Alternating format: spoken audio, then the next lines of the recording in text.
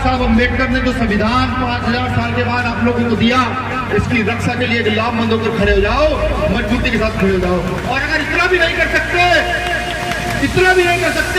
तो घर में एक औलाद पैदा करो जिसको भीम आर्मी का कार्यकर्ता बना दो। संविधान कैसे बचाना ये हम लोग जानते हैं। सीतापुर में भीम आर्मी के राष्ट्रीय अध्यक्ष विनय रतन सिंह का शीतापासी की नगरी में कार्यकर्ताओं ने जोर तरीके से स्वागत किया। संविधान बचाओ संकल्प यात्रा को लेकर सीतापुर पहुंचे हजारों की संख्या में भीम आर्मी के राष्ट्रीय अध्यक्ष का जनपद में प्रवेश करते समय जगह जगह लोगों ने स्वागत किया।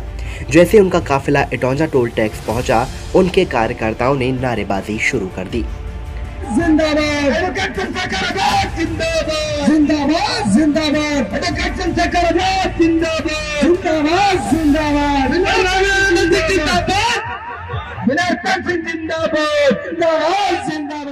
उसके बाद उनका स्वागत डरिया सिधौली, कमलापुर, जलालपुर, खैराबाद टोल टैक्स पर कार्यकर्ताओं ने गर्मजोशी के साथ किया।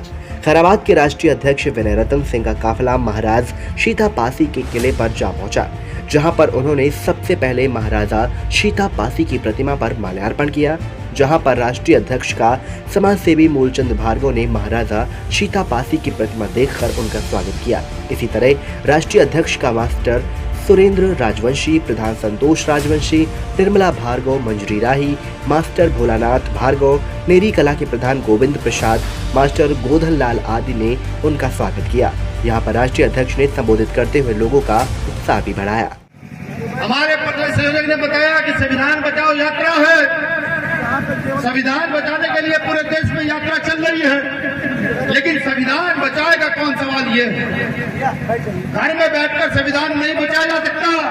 साहब काशीराम साहब ने कहा है, जब संसद आवारा हो जाए, जब सड़कें सूनी हो जाती हैं तो संसद आवारा हो जाती है। इन सड़कों को पुनः याद कर दो। काशीराम साहब, बाबा साहब अम्बेडकर का आंदोलन याद करो।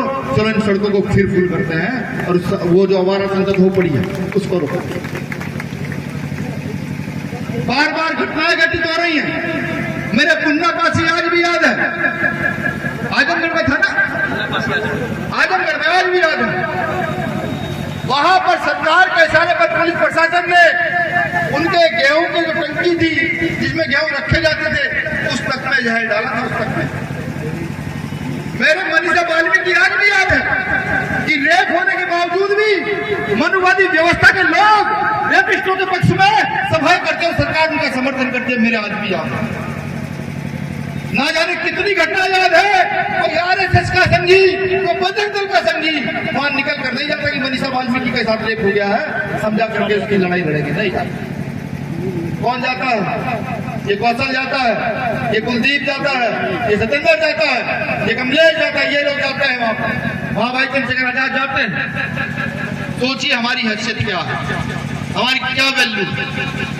यही पूछने आया हूं। कोई चटकारेदार भाषण देकर आपको खुश करने नहीं आया ना। मैं चाहता आप खुश हो, मैं चाहता हूं आप जितना मुझे दुत्कार सकते दुत्कारो, लेकिन बाबा साहब अम्बेडकर ने जो संविधान 5000 साल के बाद आप लोगों को दिया, इसकी रक्षा के लिए लामबंद होकर खड़े हो जाओ, मजबूती के साथ खड़े हो जाओ। और अगर इतना भी नहीं कर सकते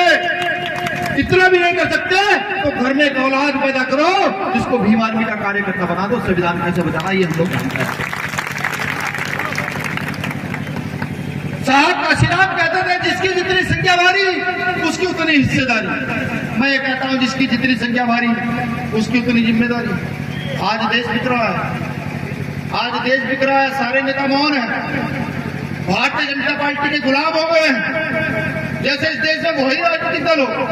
अब आप सोचिए, मैं बता रहा था एक पत्रकार को भी, पहले इस देश के कोने कोने में नेपाल से आए लोग काम करते थे। नेपाल के लोगों को काम किया करते थे पूरे देश में। बताइए, ढूंढिए जा करके कोई नेपाल का कोई व्यक्ति मिल जाए। कभी विचार किया है लोग कहाँ गए हैं, क्यों चले गए? वो सब लोग चाइना ने रोक कर लिए हैं। यहाँ हिंदू मुसलमान चल रहा है, यहाँ जातिवाद चल रहा है, और वहाँ चाइना उनको रोक करके उनका डेवलपमेंट कर रही है। यहाँ मंदिर मस्जिद चल रहा है। सोचे क्या हमारी उन्नति उससे हो सकती है? हम उससे आगे बढ़ सकते हैं, किसी व्यक्ति को शिक्षा दे सकते हैं, किसी भाई को शिक्षा दे सकते हैं, नहीं दे सकते। लेकिन फिर भी हम मौन हैं। सिर्फ जय भीम कहने से अगर हमारी उन्नति हो सकती, सब कुछ हो सकता, तो अब तक हम कर चुके हो। महापुरुषों ने कहा है राजनीति सत्ता की एक चाबी है जो आपकी समस्याओं का समाधान करती है। समझे? राजनीति सत्ता की एक चाबी है, राजनीति आपकी समस्याओं के समाधान की एक चाबी है। वो होगी कैसे? हम में एकता नहीं है, एकता नहीं है। कब तक एकता नहीं करोगे? जब मरोगे, पीटोगे, छितोगे, तब तक एकता नहीं करोगे। इसके बाद भीम आर्मी के राष्ट्रीय अध्यक्ष विनय रतन सिंह का काफिला राजा कॉलेज मैदान के लिए रवाना हुआ, जहां पर वो सभा में तब्दील हो गया। हजारों की संख्या में राजा कॉलेज मैदान पर पहुंचे भीम आर्मी के कार्यकर्ताओं ने अपने राष्ट्रीय अध्यक्ष का स्वागत किया और उनका संबोधन सुनने के लिए उत्साहित दिखे। सभा को संबोधित करते हुए राष्ट्रीय अध्यक्ष विनय रतन सिंह ने कहा कि चीतापासी की नगरी में इतनी बड़ी भीड़ देखकर लग रहा है कि बाबा साहेब के लिखे गए संविधान को लोग पढ़ रहे हैं। उन्होंने कहा कि युवाओं को आज देश बचाने की जिम्मेदारी बन रही है, क्योंकि देश को लोग बेच रहे हैं। उन्होंने संबोधित करते हुए ये भी कहा कि हमारे महापुरुषों की प्रतिमा को लोग तोड़ रहे हैं, हमें इन्हीं सबसे लड़ना होगा और संविधान को बचाना होगा। उन्होंने ये भी कहा कि सरकार में सीतापुर के लोग महाराज चीतापासी के किले को नहीं अच्छा बनवा सकते तो और क्या कर सकते। आज तमाम जातियों का नाम ले करके यहाँ के आरएसएस के संगी टूट फूट करने का काम करते हैं।